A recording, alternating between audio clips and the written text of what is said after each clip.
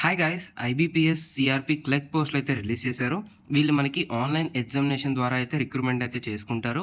And important dates చూస్తే గనక first registration dates వచ్చేసి 1 జూలై నుంచి 21 జూలై వరకైతే ఉంది. అండ్ పేమెంట్ కూడా ఈ డేట్స్‌లోనే అయిపోవాలి. అండ్ ప్రీ ఎగ్జామినేషన్ ట్రైనింగ్ కూడా మనకి ఆగస్ట్ 12 నుంచి 17 వరకైతే ఉంటుంది. సో, ఇలా ఇంపార్టెంట్ డేట్స్ అన్నీ మనకి ఇక్కడైతే ఇచ్చారు. అండ్ నెక్స్ట్ చూస్తే గనక ఇండెక్స్ ఇచ్చారు. ఇండెక్స్‌లో ఏందంటే ఈ పీడీఎఫ్‌లో ఏమేమి టాపిక్స్ ఉంటాయో మొత్తం మనకి నోటిఫికేషన్ ఫుల్ డీటెయిల్స్ అయితే ఇచ్చారు. సో, అవి ఒకసారి చూసుకున్న తర్వాతే అప్లై చేయండి. అండ్ ఫస్ట్ మనకి ఈ క్లర్క్ పోస్టులనేవి మొత్తం ఈ బ్యాంక్స్ అన్నీ కలిసి మనకైతే ఈ జాబ్ అనేది ఇస్తున్నాయన్నమాట. మొత్తం 11 బ్యాంక్స్ యునైట్ అయ్యి మనకి ఈ క్లర్క్ పోస్టులయితే ఇస్తున్నాయి. ఈ సెలక్షన్ వచ్చేసి స్టేట్ వైస్ అనేది జరుగుతుంది. అండ్ ఎలిజిబిలిటీ చూసుకుంటే గనక first nationality or citizenship. So, candidate ఎవరైనా ఉన్నవాళ్ళు, వాళ్ళు ఇండియన్ సిటిజన్ అయి ఉండాలి, లేదా subject of Nepal or subject of Bhutan అయి ఉండాలి.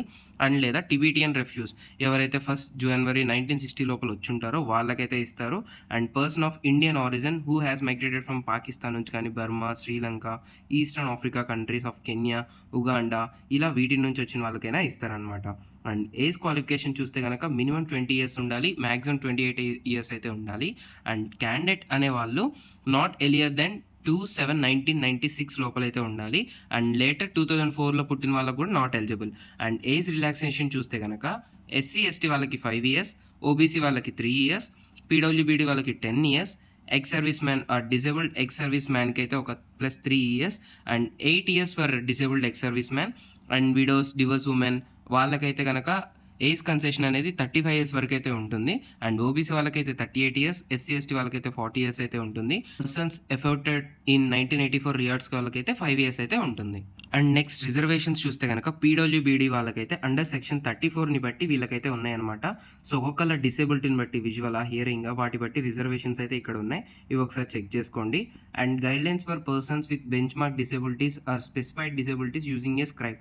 అంటే ఇప్పుడు కొంతమంది వాళ్ళు ఎగ్జామ్ రాయలేకపోతారు. సో, వాళ్ళను ఎవరో ఒకరిని పెట్టుకుంటారు కదా, వాళ్ళని మనం స్క్రైబ్ అయితే అంటాం. సో, వాళ్ళ కోసం అయితే సపరేట్ గైడ్లైన్స్ అయితే ఉన్నాయి. ఇవి కూడా ఒకసారి చెక్ చేయండి. And next visually impaired candidates అయితే ఎలా, లోకోమోటరీ డిసేబిలిటీ క్యాండిడేట్స్ అయితే ఎలా, ఇలా అయితే ఉన్నాయి. And definition of ex service man.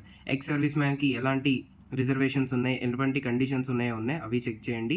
And EWS కింద వచ్చే వాళ్ళకు కూడా వీళ్ళు మనకైతే రిజర్వేషన్ గురించి ఇచ్చారు. ఇవి కూడా ఒకసారి చెక్ చేయండి. అండ్ నెక్స్ట్ ఎడ్యుకేషన్ క్వాలిఫికేషన్ చూసుకుంటే కనుక దీనికి ఎనీ డిగ్రీ వాళ్ళైతే దీనికి eligible. And that to university అనేది గవర్నమెంట్ ఆఫ్ ఇండియా రికగ్నైజ్ అయి ఉండాలి. అండ్ క్యాండిడేట్స్ అనే వాళ్ళకి వ్యాలిడ్ మార్క్ షీట్ ఆ డిగ్రీ సర్టిఫికేట్ అయితే ఉండాలన్నమాట. అండ్ నెక్స్ట్ కంప్యూటర్ లిటరసీ అనేది ఉండాలి. So, operating or working knowledge in computer అనేది పక్కా ఉండాలి. సో, అప్పుడు ఉంటేనే వీళ్ళకి తీసుకుంటారనమాట. అండ్ అలాగే proficiency in official language of the state. So, మీరు ఏ స్టేట్లో అయితే ఎలిజిబుల్ అవుదాం అనుకుంటారో ఆ స్టేట్ ఒక లాంగ్వేజ్ అనేది మీకు ఎఫిషియెంట్గా వచ్చి ఉండాలి. క్రెడిట్ హిస్టరీ చూస్తే కనుక మంచి క్యాండిడేట్స్ ఎవరైతే ఉంటారో వాళ్ళందరూ మంచిగా క్రెడిట్ హిస్టరీ అయితే మెయింటైన్ చేయాలి. సో, మినిమం క్రెడిట్ స్కోర్ అయితే చూస్తారు. అండ్ క్యాండిడేట్స్ ఎవరైతే వాళ్ళ సిబిల్ స్టేటస్ని అప్డేట్ చేసి ఉండరో వాళ్ళు దానికి అప్డేట్ అయినా చేసి ఉండాలి. లేదంటే కనుక ఎన్ఓసి అయినా సబ్మిట్ చేయాలన్నమాట. అండ్ నెక్స్ట్ అప్లికేషన్ ఫీ చూస్తే కనుక అప్లికేషన్ ఫీ వచ్చేసి ఎస్సీ, ఎస్టీ, పీడబ్ల్యూబీడీ, ex service man, disabled ex service man క్యాండిడేట్స్కి అయితే 175 రూపీస్ ఉంటుంది. అండ్ ఆల్ అదర్స్ రిమైనింగ్ వాళ్ళకందరికీ 850 రూపీస్ అయితే ఉంటుంది. అండ్ ఎగ్జామినేషన్ స్ట్రక్చర్ చూస్తే కనుక ఫస్ట్ ప్రిలిమినరీ ఎగ్జామ్ ఉంటుంది. ఇది ఒక ఆబ్జెక్టివ్ టైప్. ఇందులో వచ్చేసి మనకి English language, numerical ability, reasoning ability మీద అయితే ఉంటాయి. టోటల్ క్వశ్చన్స్ 100 ఉంటాయి అండ్ 100 మార్క్స్కి అయితే ఉంటుంది. And duration of the exam 60 minutes అయితే ఉంటుంది. అండ్ నెక్స్ట్ దీని తర్వాత అయితే వాళ్ళకి మెయిన్ ఎగ్జామ్ అయితే ఉంటుంది. ఇందులో మనకి general or financial awareness, general English, reasoning ability, computer aptitude, quantitative aptitude మీద అయితే ఉంటుంది. అండ్ ఇందులో వచ్చేసి క్వశ్చన్స్ 190 ఉంటాయి, మార్క్స్ వచ్చేసి 200 ఉంటుంది. And duration of exam 160 minutes అయితే ఉంటుంది. ఒకవేళ ఈ ఎగ్జామినేషన్‌లో ఏవన్నా ప్యాటర్న్ మీన్స్ టాపిక్స్ కానీ ఏదన్నా చేంజ్ అవుతూ ఉంది అంటే గనక మీరు రెగ్యులర్‌గా ఈ వెబ్‌సైట్‌ని అయితే చెక్ చేస్తూ ఉండాలి. www.ibps.in. ఇందులో మనకి ఎప్పుడు అప్డేట్స్ అయితే ఇస్తారు. అండ్ మీరు ఏ వర్షంలో ఎగ్జామ్ రాయాలనుకుంటారో, ఏ స్టేట్‌కి మీరు అప్లై చేసుకుందాం అనుకుంటారో ఇక్కడైతే ఇచ్చారు. సో, మీరు ఆంధ్రప్రదేశ్ అయితే ఇంగ్లీష్, హిందీ, తెలుగు వీటిట్లో ఏదైనా రాయొచ్చు. సో, ఇలా స్టేట్స్‌ని చూసుకొని మీరైతే మీ లాంగ్వేజ్‌ని చెక్ చేయండి. అండ్ దాని తర్వాత పెనాల్టీ ఫర్ రాంగ్ ఆన్సర్స్ చూస్తే for every wrong answer 1/4 mark అయితే డిడక్ట్ అవుతుంది. అండ్ కట్ ఆఫ్ స్కోర్ వచ్చేసి ఈచ్ క్యాండిడేట్‌కి మినిమమ్ స్కోర్ అనేది రావాలి మెయిన్ ఎగ్జామ్‌లో. అండ్ అలాగే and also a minimum total score to be considered for the process. So, తర్వాత స్టెప్స్‌కెళ్ళాలన్నా గానీ మినిమమ్ స్కోర్ అనేది ఉంటేనే మిమ్మల్ని అయితే తీసుకుంటారు. అండ్ దాని తర్వాత scores obtained in the online examination చూస్తే గనక and corrected scores each candidate నుంచి డిఫరెంట్ సెషన్స్ నుంచి అయితే వస్తాయి. దాన్ని ఈక్వి పర్సెంటైల్ మెథడ్ ద్వారా అయితే తీసుకుంటారు. అండ్ ఎగ్జామినేషన్ సెంటర్స్ అనేవి వాళ్ళు మనకి వాళ్ళ వెబ్‌సైట్‌లో మనకు అప్డేట్ చేస్తారు. అండ్ ఎగ్జామ్ సెంటర్ అయితే మారదు. అండ్ ఐబీపీఎస్ వాళ్ళకి ఈ ఎగ్జామినేషన్ సెంటర్‌లోనే మీకు ఇస్తామని అలా ఏమీ ఉండదు. సో, వాళ్ళు ఎక్కడైనా వాళ్ళను అలొకేట్ చేయొచ్చు. అండ్ తర్వాత ఎవరైతే మీరు ఎగ్జామినేషన్ సెంటర్‌కెళ్తారో కావాల్సిన డాక్యుమెంట్స్ అన్నీ తీసుకెళ్ళండి నీట్‌గా. అండ్ వీళ్ళు ఎటువంటి ఇంజ్యూరీ ఆర్ లాసెస్‌కి అయితే ఎలిజిబుల్ అవ్వరు. And next pre examination training చూస్తే గనక ఇది మనకి ఆన్‌లైన్ మోడ్‌లో గానీ, ఫిజికల్ మోడ్‌లో గానీ జరుగుతుంది. అండ్ దాని తర్వాత దీన్ని only SC, ST, OBC, minority communities, ex service man, పీడబ్ల్యూబీడీ క్యాండిడేట్స్‌కి అయితే జరుగుతుందనమాట. ఇన్ దిస్ లొకేషన్స్‌లో అయితే జరుగుతుంది. అండ్ ఎవరైతే దీనికి ఎలిజిబుల్ అవుతారో వాళ్ళు ఆన్‌లైన్ అప్లికేషన్‌లో దీన్నైతే పెట్టుకోవచ్చు. సో, ట్రైనింగ్ అనేది మనకి ఫ్రీ ఆఫ్ కాస్ట్ అయితే ఉంటుంది.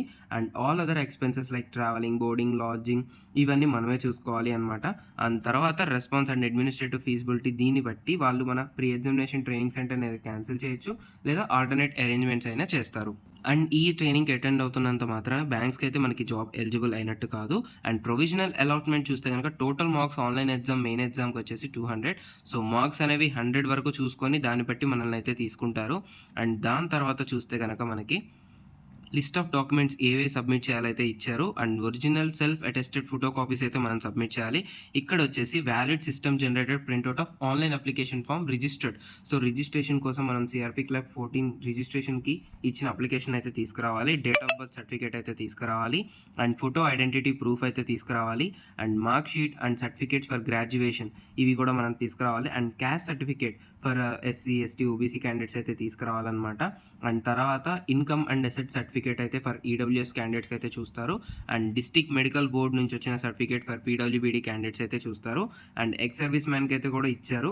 సో, ఈ డాక్యుమెంట్స్ అన్ని వాళ్ళైతే అడుగుతున్నారు. And identity verification. So, documents ఏమేమి ప్రొడ్యూస్ చేయాలి అంటే గనక సో, ఇన్ ద ఎగ్జామ్ హాల్‌లోనే మనం కాల్ లెటర్‌తో పాటు ఫోటో కాపీ అనేది తీసుకెళ్ళాలి. దాంతో పాటు ఒక identity card like PAN card, passport, driving licence, voter card ఇలా ఏదో ఒకటి తీసుకురావాలన్నమాట. ఇఫ్ ఐడెంటిటీ కనుక డౌట్‌గా ఉంది అంటే క్యాండిడేట్ అనేవాళ్ళు ఎగ్జామ్ రాయడానికి ఎలిజిబుల్ అయితే అవ్వరు. అండ్ ఎల్ఎల్ఆర్ కానీ ఇవి ఏం తీసుకెళ్ళకూడదు. రేషన్ కార్డు కూడా తీసుకెళ్ళకూడదు. సో, ఎవరైనా వాళ్ళ నేమ్ మార్చుకుంటే గనక వాళ్ళు ఒరిజినల్ గెజాటీ నోటిఫికేషన్ సబ్మిట్ చేస్తే లేదా ఒరిజినల్ మ్యారేజ్ సర్టిఫికేట్ సబ్మిట్ చేస్తేనే అప్పుడు వాళ్ళని ఎలిజిబుల్ చేస్తారు. సిగ్నేచర్ అనేది క్యాపిటల్ లెటర్స్‌లో ఉంటే వీళ్ళైతే తీసుకోరనమాట. అండ్ బయోమెట్రిక్ వెరిఫికేషన్ అనేది డిఫరెంట్ స్టేజెస్ ఆఫ్ సెలక్షన్ ప్రాసెస్‌లో జరుగుతుంది. అండ్ ఈ ఫోటో క్యాప్చర్ అనేది మనం ఫోటో అప్‌లోడ్ మనం ఏదైతే అప్లికేషన్‌కి ఇస్తామో దానికి దీనికి కనెక్షన్ చూసి చేస్తారు. అండ్ నెక్స్ట్ చూస్తే గనక instructions for candidates at the exam venue. So, మీరు ఎగ్జామ్ రాసే ముందు ఈ ఇన్‌స్ట్రక్షన్స్ అయితే నీట్‌గా చూసుకోండి. అండ్ హౌ టు అప్లై చూస్తే గనక క్యాండిడేట్స్ ఎవరైతే దీనికి అప్లై చేద్దాం అనుకుంటారో వాళ్ళు 21 జూలై లోపలైతే అప్లై చేయండి. అండ్ ఈ ప్రొసీజర్స్‌ని ఫాలో అయ్యి నీట్‌గా స్టెప్ వైస్ కావాల్సిన డాక్యుమెంట్స్‌ని అండ్ రిజిస్ట్రేషన్ లింక్‌ని నేను బయోలో కూడా ఇస్తాను టెలిగ్రామ్ ఛానల్‌లో. మీరు దాని ద్వారా అయితే అప్లై చేసుకోవచ్చు. అండ్ దీన్ని అప్లై చేసేటప్పుడు నెసెసరీ డాక్యుమెంట్స్ అన్నీ మీరు పక్కనే పెట్టుకొని ఏదో ఫోటో కాపీస్‌లోనో మొత్తం చూసుకొని అప్లోడ్ అయితే చేస్తూ ఉండండి. అండ్ జనరల్ ఇన్‌స్ట్రక్షన్స్ ఇవైతే పక్కా ఫాలో అవ్వండి. ఏమేమి తీసుకెళ్ళాలి కాల్ లెటర్ కానీ, ఫోటో ఐడీ కానీ, రిజిస్ట్రేషన్ ఫామ్ కానీ, ఎవరైనా స్క్రైబ్ ఉన్నా కానీ వాళ్ళు ఎలాంటి మెజర్స్ తీసుకోవాలి కానీ ఈ జనరల్ ఇన్‌స్ట్రక్షన్స్ అన్నీ ఒకసారి చెక్ చేయండి. అండ్ దాని తర్వాత మనకి action against candidates found guilty are misconduct. So, మనం ఎటువంటి అన్‌ఫెయిర్ మీన్స్ ఏమన్నా వాడుకున్నా గానీ మనకి ఎటువంటి ఎఫెక్ట్స్ అయితే ఉంటాయి. ఇవన్నీ కూడా ఇచ్చారు. అండ్ కాల్ లెటర్స్ ఎలా ఉండాలనే ఫార్మ్ కూడా ఇచ్చారు దీనిలోనే.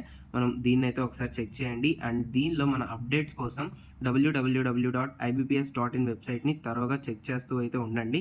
అండ్ దాని తర్వాత ఇక్కడ మనకి వేకెన్సీస్ ప్రతి స్టేట్‌లో ఎన్ని వేకెన్సీస్ ఏ బ్యాంక్స్‌లో ఉన్నాయి.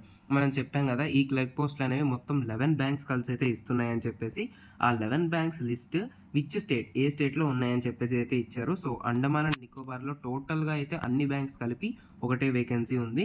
అండ్ ఆంధ్రప్రదేశ్‌లో అయితే 105 వేకెన్సీస్ ఉన్నాయి. అరుణాచల్ ప్రదేశ్‌లో అయితే కనుక 10 వేకెన్సీస్, అస్సాంలో అయితే కనుక 75 వేకెన్సీస్, బీహార్ అయితే 237 వేకెన్సీస్, చండీగఢ్ అయితే కనుక 39 వేకెన్సీస్ అండ్ ఛత్తీస్‌గఢ్ అయితే 119 vacancies and Nagar Haveli and Daman Diu అయితే 5 వేకెన్సీస్, ఢిల్లీ అయితే 268, గోవా అయితే 35, గుజరాత్ అయితే కనుక దీనిలో మనకి 236 ఉన్నాయి.